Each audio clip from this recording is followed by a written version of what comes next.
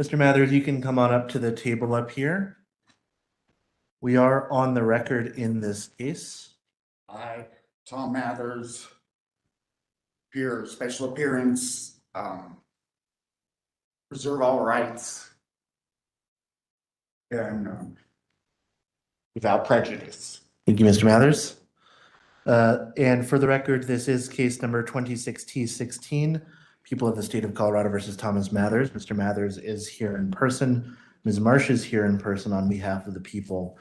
We are scheduled for a plea hearing today. I know that you had spoken with the district attorney previously and were thinking about getting an attorney. Could you give me an update on that? I was actually asked some questions. Sure. Court. The way I understand it is the Constitution grants 2 criminal jurisdictions for us to proceed with, and one being a criminal jurisdiction in common law, and the other one being a term of contracts in admiralty jurisdiction. And I was just wondering which one we are going forth with, or what are the rules of this court is what I'm looking for. So the jurisdiction of this court is established by the Constitution, as you mentioned, but also by statute, which is a little bit different from the common law, and it's also not a contract. It is pursuant to the statutes of the state of Colorado, which give this court jurisdiction. So it's statutes. Correct. Jurisdiction? Yeah, statutory. Yep. Statutory jurisdiction. Where could I find that? Where's the rules and regulations to this? So they're not rules or regulations, they're statutes, but you can find them in the Colorado Revised Statutes. If you search in those statutes essentially for jurisdiction, you should be able to find them.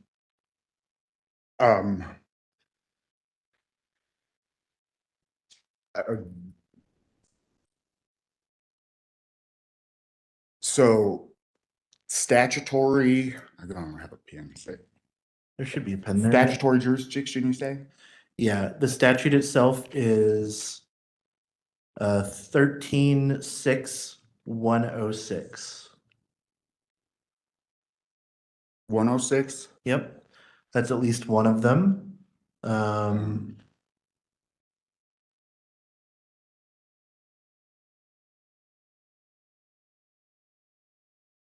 136106 would be one of those. Just one of them? I mean, so there's more than one, I'm guessing is what I'm getting at.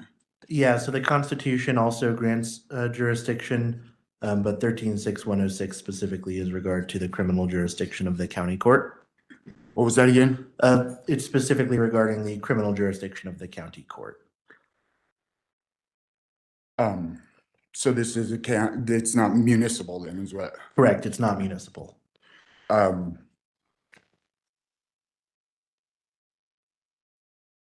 Well, I guess I would ask time to research that. So you want another court date? Yes, if. Any objection, Ms. Marsh? None, Judge. All right, I'll give you another court date here. And before I give you a new court date, this is just for scheduling purposes, this question. Do you still intend to get an attorney on board in your case, or you don't think? I'm looking for one, yes. I'm not certain. Okay, do you think it's going to be a private attorney or the public defender? I was thinking private. Okay. Right. Thank you for that clarification. I'm not going to hold you to that. I'm only asking that for scheduling purposes. Can you come back on Friday, May 29th at 9:30 a.m.?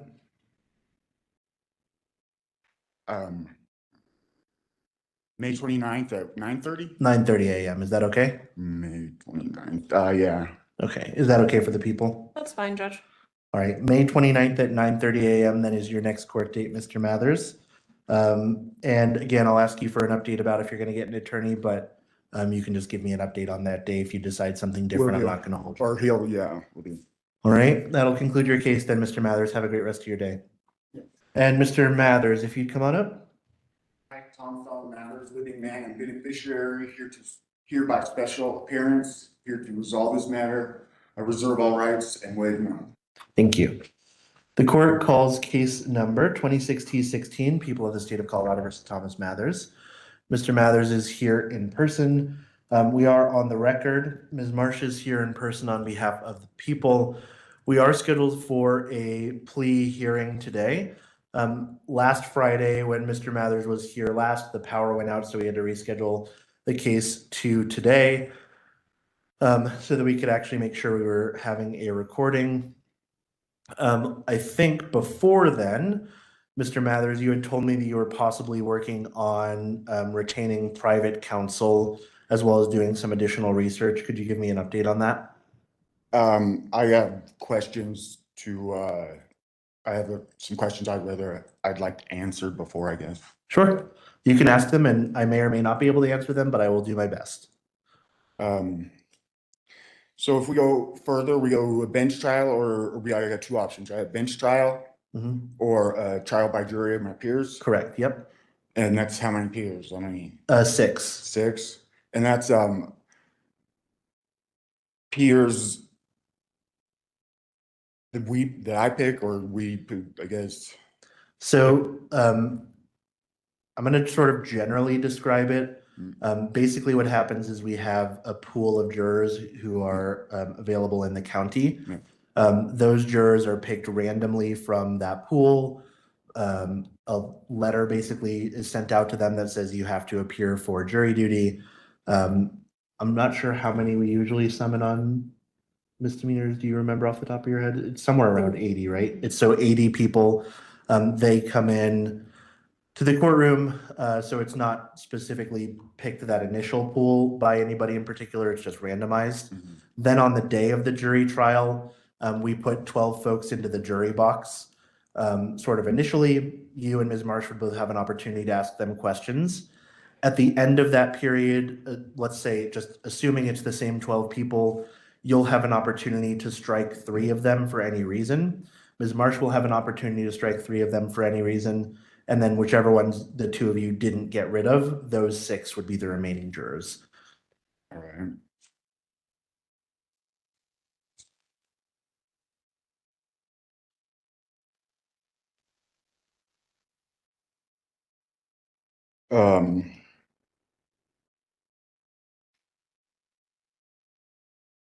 What definition of peers are we using? I mean, like, I understand that there's many different definitions of peers. What are we using, the Black's law, or something that is cited in the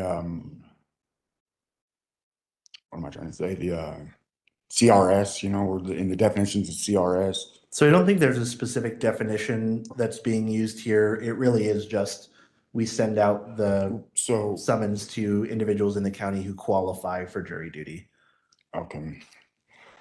And so if I don't enter a plea, you say you'll enter one for me? Well, so it depends. I can enter one for you if, for example, the case is going on for a long time and nothing's getting done. And part of that is to protect your rights because we don't want the case to go on forever. But also everyone else has the requirement or, right to have this resolved expeditiously. I think at the last hearing, maybe not the last hearing, maybe back in April, I may have said that I would enter a not guilty plea on your behalf. That is a possibility. It is something that I can do and set the case for trial. So that is possible, essentially. If you do that, what trial do you set it for? I mean, is that a bench trial or a jury trial? I would give you the option, whichever one you preferred. And that's with you entering the plea? Correct, yeah.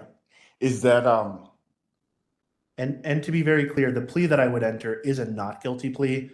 I would never enter a guilty plea on your behalf. I would never do that. I didn't.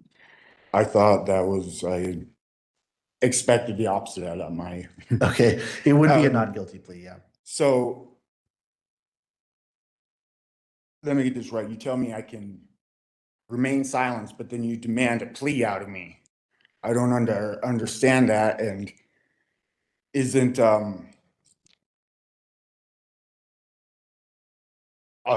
entering a plea from the bench, isn't that illegal? And I mean, I moved to dismiss this on jurisdictional, personal jurisdiction, because I don't, that's personal jurisdiction. I moved to dismiss this on personal jurisdiction. Give me 1 second. I'll answer part of that just to begin with, and then I'll take 1 second here to answer the personal jurisdiction question. You do have the right to remain silent. That right to remain silent is primarily to protect you from making any statements that are incriminating. When I ask you if you're going to enter a plea or I enter a plea on your behalf, particularly if the answer is not guilty, you're not admitting any fault. So it's not incriminating for you to say, I'm not guilty, and then set your case for a trial. So some questions I have to ask you, for example, to make sure you understand certain things, but I'm never going to ask you to talk about the facts of your case specifically. Unless you want to do that, I'm not going to force you to enter a guilty plea. The only thing that I would do is enter a not guilty plea on your behalf, which is you still saying that you're not guilty, that you didn't commit the crime or whatever the case may be. So that's not specifically incriminating. Give me 1 second on the jurisdictional issue. Right. As for the jurisdictional issue, which I think you said personal jurisdiction, is that correct? Yes. Okay. I do have personal jurisdiction in this matter. It is a case that is alleged to have occurred in Moffat County, Colorado. It was initiated by a summons and complaint that was filed with the court on January 26th of 2026. It was signed by you on that day. The Deputy Pogline, did issue that. Looks like may have signed it on the 20. It's illegible. The date is a little bit difficult. It's all, I mean, even the, what am I trying to say? The charges. The charges. None of them are, I mean, it's 137, it looks like, instead of 132. I don't know. I'm not here to argue that. Sure. I'm here to. So I can read the charges on it. One is speeding 10 to 19 miles per hour over the limit. The other is drove a vehicle other than one equipped with an approved interlock device. So and the numbers, they're not even correct. 42-4-1101 is correct for speeding. Yeah, okay, that one maybe. 42-132.5. Let me look at that one. And that one also is correct if it's 42-132.5, which I think that it is. Read you that one. I mean, if you. So I think that. I still. Sure. Ask you to dismiss this on personal jurisdiction. This is, I don't understand how you can take a victimless crime, pardon me. That's fine. And turn it into a crime by entering a plea for me and making me the victim of the crime. I do not understand that. Sure. I mean, so this is a victimless crime. I haven't hurt nobody, damaged no property. And you want to turn me into the victim of, I don't understand how you can do that when you ask me to, you read me my rights, offer me the right, and then tell me that I can't, that it's not legal option for me to take, pretty much, that you're going to enter a plea and from the bench illegally, I guess, is the way I read it. And I ask for this to be dismissed. Right. I'm going to deny your motion to dismiss based on personal jurisdiction, as I mentioned about the summons, which was served on you. You did sign that summons as well. Your Honor, did you see how I signed it? Under duress? I don't see anything indicating that it was signed under duress, but also. What UD meaning? UD, I see. Still, you did receive it. The issue under duress, it was that or go to jail. I understand that you may not agree with the summons, but you did receive a copy of it. I do have personal jurisdiction in this case based on that. Ms. Marsh, and I'm going to come back to this in just a second. Ms. Marsh, are you objecting to another continuance in this case? I am. Judge, at this point, I would be. We're almost 3-4 months in on something that is fairly standard and could have been resolved months ago. So you have some options today, Mr. Mathers. I'm going to give you the options and you can decide what you want to do. Well, I should ask you this instead. So you do have some options. Those options include that you can plead guilty I don't know if there's an offer in this case. You could potentially accept that offer if there was an offer. You could plead not guilty and set your case for trial, or you can ask to do something else, and I would consider that. I'm not going to say I'm going to grant it one way or the other because I don't know what your request is. What are you requesting to do today? I request this be dismissed on personal jurisdiction because of the fact that if I don't enter a plea, you're going to enter a plea for me, and it's against the law, I believe, for you to enter a plea from the bench. I mean, the way I read it, it's only supposed to be a lawyer or me that enters my plea. And if I'm wrong there, please correct me. All right, well, I'm going to deny your motion to dismiss, and I haven't entered a plea for you one way or the other. But you plan to, I mean, I might, that's true. Are you not wanting to enter a plea today, either guilty or not guilty? I asked for this to be dismissed. That's where I stand. Okay, and I'm not going to dismiss the case based on that. So given that the case is not being dismissed, what do you want to do with it? I guess I plead the fifth then. Okay. So pleading the fifth specifically relates to, not answering an incriminating question. I'm not asking you to incriminate yourself. I'm asking you if you want to What is plead. the plea then? You want to plead? No, I said, what is a plea then? What is a plea? I mean, should we go through the definition of that too? Because the way I understand, I mean, you're not, what did you just say to me? So You're forcing me? I'm not forcing you to do anything. My question for you is, at this time, do you wish to enter a plea of not guilty and set your case for trial? Or what else would you like to do with your case? I stand on dismissal. I do not wish to continue here. I don't understand how you can tell me I can remain silent and then tell me I have to make a plea. Well, you don't doesn't have make to. no sense to me. You don't have to plead guilty. If you plead not guilty, you're not incriminating yourself. I don't plan on entering a plea until I understand that. Okay, so I'm going to go ahead and quote to Colorado Revised Statutes here, specifically CRS 16-7-208. That is under Title 16 related to the rules of criminal procedure. It says as follows: if a defendant refuses to plead, or if the court refuses to accept a plea of guilty or a plea of nolo contendere, aka no contest, or if a corporation fails to appear, the court shall enter a plea of not guilty. If for any reason a plea has not been entered, the case shall for all purposes be considered as one in which a plea of not guilty has been entered. So I am required, if you're not going to enter a plea, to enter a plea of not guilty on your behalf pursuant to that statute. Is that not a crime? Entering a plea for me?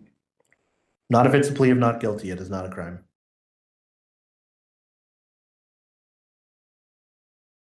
That is, I mean, the only people that are supposed to enter pleas are lawyers. I've heard what I read. Are you a lawyer? Are you? I am a I mean, lawyer, yes. So I'm not but your you're lawyer. You're not supposed to be practicing right now, right? Is that the way I understand it? So I'm not your attorney and I don't represent anyone at this time, but I am still an attorney licensed in the state of Colorado. Pardon me, it's this question I should ask earlier. That's okay. Are you not defending me in a sense too? I mean, you do want justice, right? I mean, you do not, I mean, you're guardian over this court to produce justice, not injustice or, right? Sure. So you're, in a think you sense, could you're watching potentially- over me too, right? That I don't get taken advantage of. Right, but I'm not a defense attorney and I'm Yeah, not your in attorney and I defense, don't but represent you. you manage justice in this court. Sure, and it's my role to protect the rights of both sides in a case. Yeah, so that's what I'm saying. Yeah, so you're kind of defending both of us, right? I mean, you're neutral, I guess. I would say you're the neutral. arguing. I wouldn't say that I'm defending either side. I would say neutral. Yeah.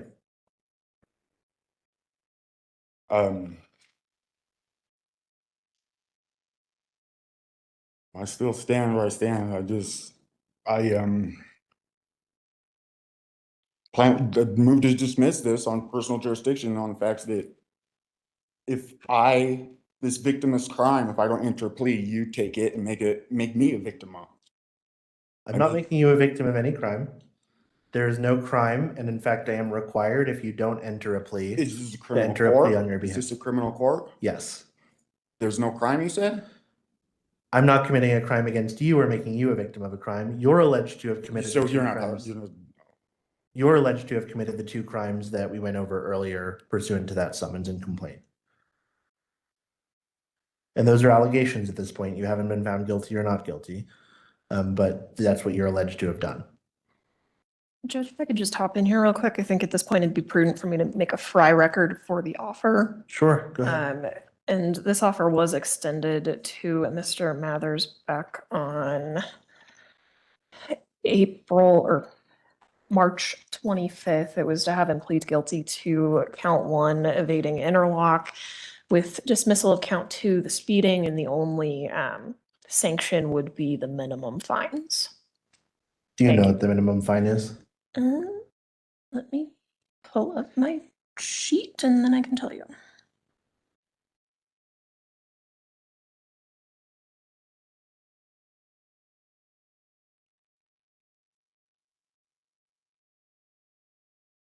Looks like it's a $300 fine, Judge.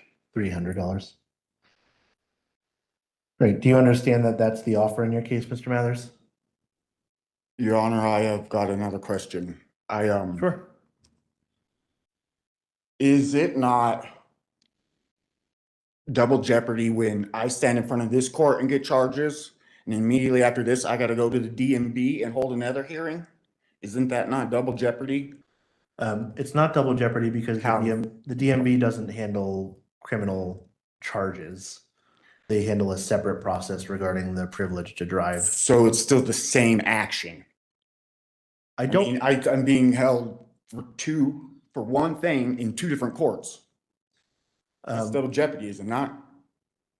I mean, I don't believe that it would be double jeopardy. Isn't that, Certainly, I'm just gonna offer this, is that if we set your case for trial, you're gonna have an opportunity to file motions. I think I would need to know a little bit more about that before I really can answer the question and make a final determination. That's a motion you could file, and I would Right. consider that. But right now, I don't know that I have enough information to say. it's something that's done 100 times, right? I mean, doesn't the Chevron difference, doesn't that heavily affect this too, being that, the courts rely on them for decision making, like, what am I trying to say, a standard? So they handle a different process than we do. What are you talking about? So they handle the process Who's about, they? oh, the DMV, I'm sorry. The DMV handles the process, and this is just my understanding, right? I'm not involved in that process. They handle a process that's separate from this that I'm not involved in, so I really can't say exactly what the DMV is doing. But my understanding, and this is not legal advice, is that it's related to the privilege to drive and your license. I and the courts are not involved in that process. At least this court's not involved in that process. I don't participate in any way there. My concern here is specifically related only to the allegations contained in the complaint and information, and resolving that issue, at least in terms of what we're here for today.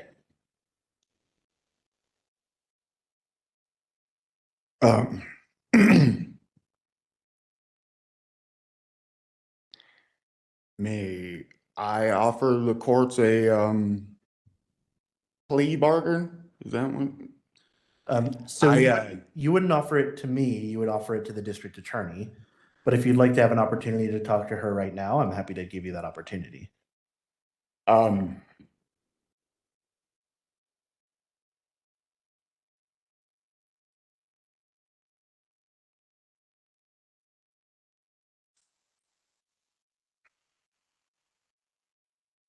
Your Honor, I still don't really understand how you can offer me my rights to remain silent and then in the next sentence, order me to make a plea. That does not make sense to me. It's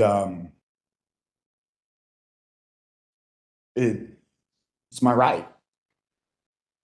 It's I agree that my you have right. the right You to remain told silent. me that, and then you tell me I can't. I don't understand this. So I agree you have the right to remain silent.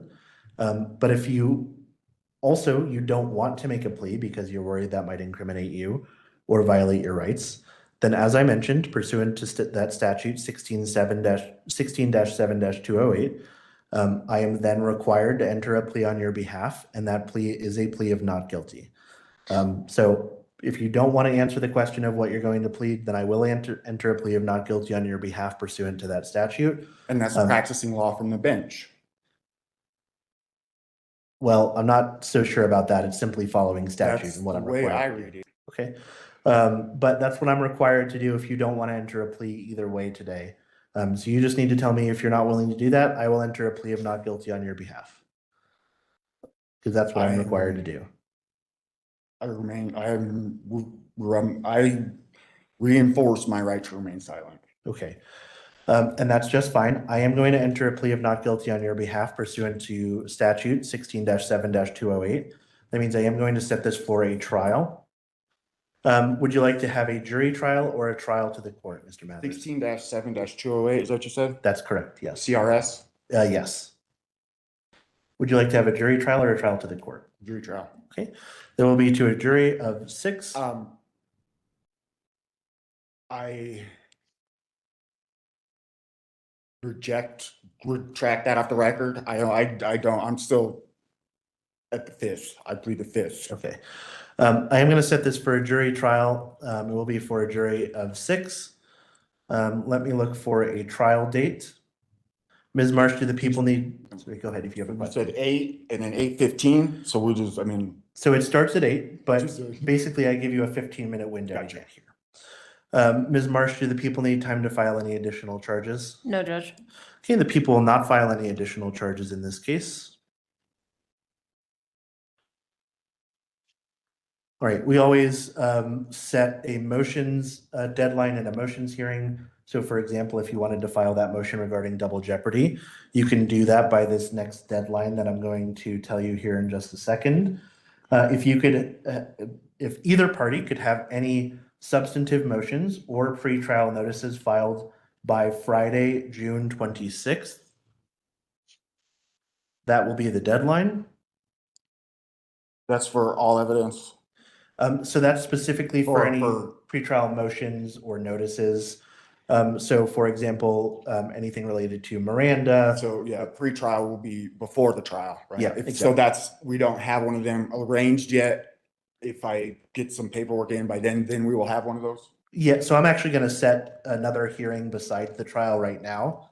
I'm actually going to set 2 more. One of them is going to be a motions hearing to address any motions that you file. One of them will So be the 8th is trial. I will also ask that the people file any stipulated or proposed jury instructions no later than 7 calendar days before the trial. Mr. Mathers, if you wish to file any opposition to those or your own jury instructions that you'd like me to consider, I'd ask that you file those 3 days before the trial. I'll order all parties to comply with their disclosure obligations under the Criminal Rules of Procedure Rule 16. Including any expert witnesses which shall be disclosed no later than 35 days before trial. Mr. Mathers, do you have any questions about any of that? No questions. All right. Then that will otherwise conclude your case today. All right. Right. That will conclude your case today, Mr. Mathers. Have a good rest of your day. Before you click away, think about what you just witnessed. This wasn't just another courtroom hearing. It was a perfect example of what happens when someone believes they know the law better than the court itself. Instead of addressing the actual charges, the defendant spent hearing after hearing arguing about jurisdiction, the Fifth Amendment, personal rights, and legal theories that the judge had already explained multiple times. What made this case so fascinating wasn't the crime itself. It was the incredible patience shown by the judge. No yelling, no insults, just calm, professional explanations, even as the same arguments kept coming back again and again. But in the end, The law doesn't change simply because someone refuses to accept it. Now the biggest question is, what happens next? Will the defendant finally realize that these arguments aren't going to make the charges disappear? Or will he continue down the same path when the jury trial begins? One thing is certain. This courtroom battle is far from over, and the next hearing could be even more dramatic than this one. Now I want to hear your opinion. Do you think the judge handled this case perfectly with incredible patience? Or do you think the defendant deserved a much tougher response after repeatedly refusing to move the case forward? Drop your thoughts in the comments below. I read as many of them as I can, and your opinion might even be featured in a future video.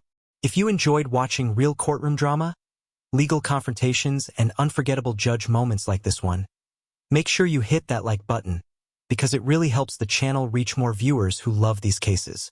And if you're new here, don't forget to subscribe and turn on all notifications, because we upload the most shocking courtroom moments, unbelievable legal battles, and real judge reactions that you won't find anywhere else. Trust me, you do not want to miss what happens when this case returns to court. Thanks for watching, stay safe, and I'll see you in the next courtroom showdown.